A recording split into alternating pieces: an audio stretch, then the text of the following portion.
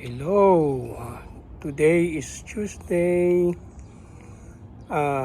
June 9. I think June 9, yes, June 9. This is Nori's vegetable for this 2026. Ito yung mga tanim niya ngayon.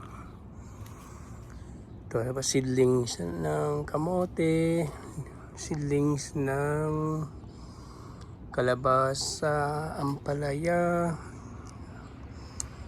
sitaw. Yeah. Tapos nandito rin meron siyang gabi.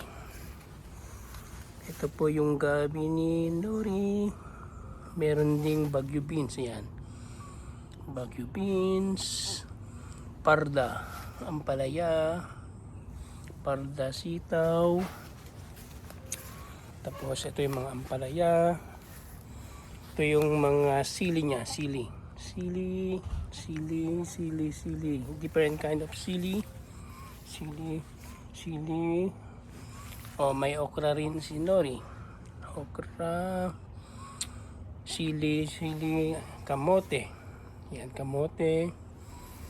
Tapos ito yung mga talong. Yan, maliliit pa yung mga kamote. Tapos kamatis, sili. Ito yung mga flowering plants ni Nori. Flowering plants, kamatis.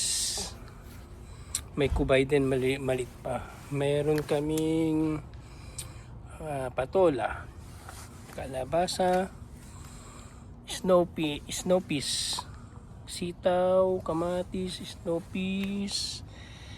Yan, yung mga taliman ni Nori. Then on the other side, meron siyang sayote. Ito hindi pa gaano nilinisan dito. Sayote. Yan, may berries, raspberry I think yun. Sa kapitbahay. Sili, ito, mga kalabasa. Yung mga yan. Tapos may tumutubong mga kulitis, paliit red na kulitis. May ding green peas. Yan. Hopefully mabuhay sila dito. Mga sili, katatransplant lang. Yan, kamatis, kubay.